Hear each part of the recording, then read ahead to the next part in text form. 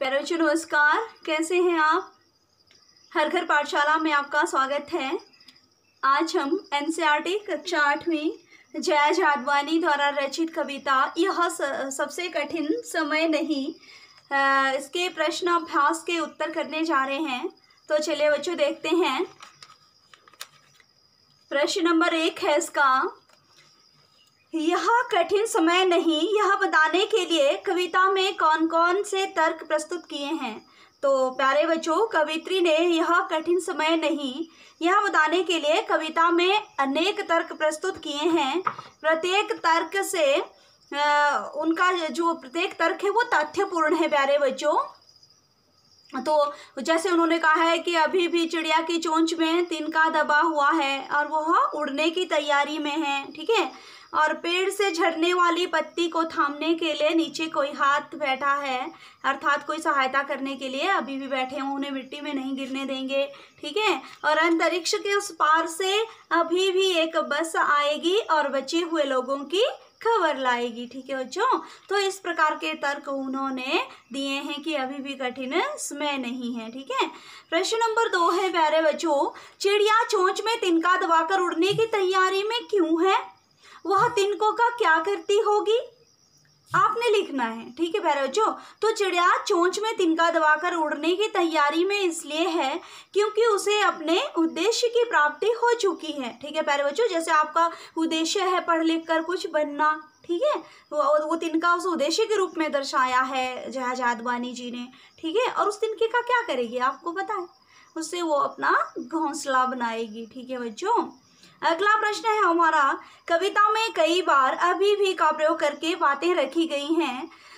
अभी भी का प्रयोग करते हुए आपने 3 वाक्य बनाने हैं, ठीक है। और देखना है उनमें लगातार निरंतर बिना रुके चलने वाले किसी कार्य का भाव निकल रहा है या नहीं। जैसे साहिल अभी भी पढ़ रहा है, ठीक है प्यारे बच्चों।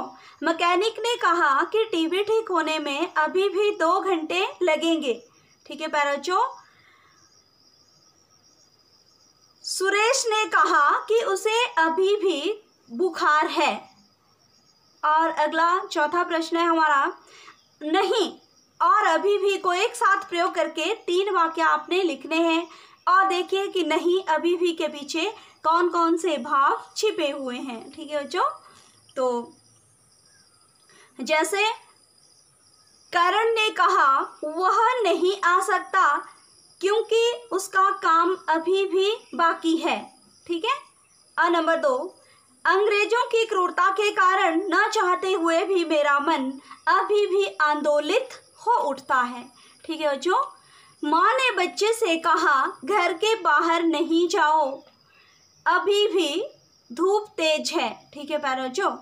समाज में अभी भी ईमानदार लोगों की कोई कमी नहीं है, ठीक है। तो ये दर्शाने के लिए कि समाज में अभी भी ईमानदार लोग मौजूद हैं, ठीक है प्यारे बच्चों। और अगला कविता से आगे है एक प्रश्न है जिसे मैं समझती हूँ कि आपको ये इस तरह की मोटिवेशनल कहानियाँ पढ़नी चाहिए, प्रेरणादायक, ठीक है।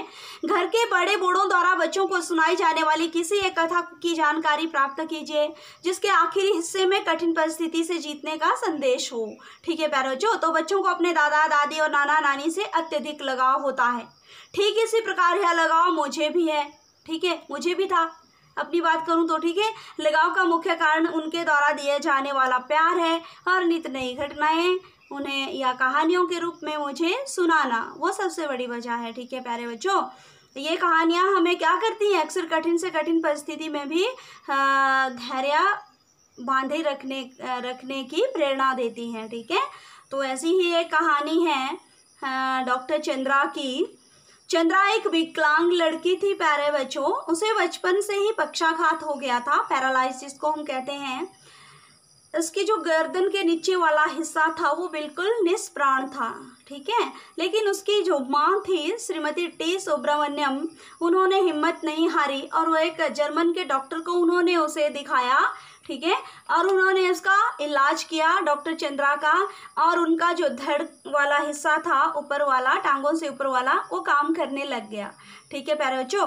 चंद्रा बहुत ही कुशाग्र बुद्धि की थी, इसलिए उसको 5 वर्ष की आयु में विद्यालय में डाला गया। ठीक है प्यारे बच्चों, बड़ी मुश्किल से चंद्रा को बेंगलुरु के माउंट कार्मल स्कूल में प्रवेश मिला, लेकिन वहाँ की जो आय थी उसने उनकी माँ से, चंद्रा की माँ से, टी सुब्रमण्यम से कह दिया था कि आपकी जो बेटी है वो चल फिर नहीं सकती, इसलिए आपको उसकी व्हील चेयर खुद ही कक्षा में ले जानी होगी। ठीक है, मैं कुछ नहीं कर सकती। तो डॉक्टर चंद्रा की माँ ने इस बात को स्वीकार कर लिया और वो रोज़ उनके साथ, अपनी बेटी के साथ मौजूद रहती थी और उसकी व्हील चेयर को कक्षा में इधर उधर ले जाया करती थी। ठीक है प्यारे बच्चों, चंद्रा एक मेधावी छात्रा थी। ठीक है, चंद्रा ने प्रत्येक परीक्षा में सर्वोच्च स्थान प्राप्त किया। ठीक है, और उसे स्वर्ण पदक भी मिलते रहे उन्हें। ठीक है, प्राणी शास्त्र में उन्होंने MSc की तथा इसमें भी क्या किया, पहला प्रथम स्थान हासिल किया इन्होंने।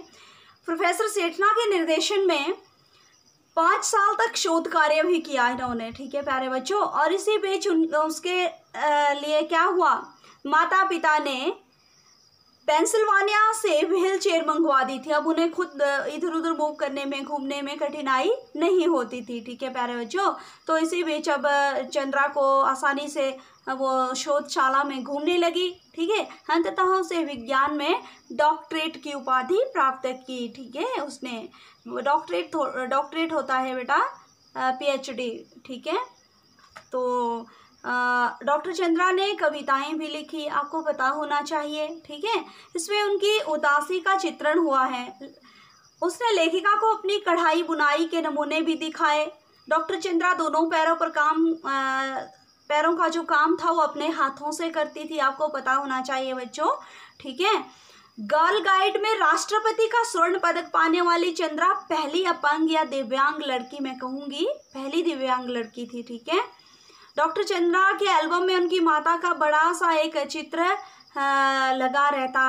लगा हुआ है प्यारे बच्चों। उनकी माता जो टी सुब्रमण्यम थी, उनको वीर जननी का पुरस्कार मिला था। ठीक है, तो उनका कहना था कि ईश्वर सब द्वार एक साथ बंद नहीं करता। ठीक है, अगर एक दरवाजा हमारे लिए बंद करता है तो वो क्या करता है, दूसरा खोल देता है प्यारे बच्चों। तो ये है, देखो कहानी के अंतिम हिस्से में हमें पता चल रहा है कि कितनी कठिनाई से उनका जीवन व्यतीत हुआ। उनकी माँ उन्हें रोज विद्यालय ले जाती थी, लेकिन अंत में उन्होंने डॉक्टरेट की उपाधि प्राप्त की। और डॉक्टर चंद्रा को हम आज भी पढ़ते हैं, उनके शोध कार्यों को। ठीक है, तो प्यारे बच्चों ऐसा होता है कि हमें, अगर हम हिम्मत हार दें तो कुछ नहीं कर सकते। ठीक है, आपने प्रश्नाभ्यास करने हैं जो 4 हैं, इस कहानी को आपने समझना है और इससे प्रेरणा लेनी है। धन्यवाद।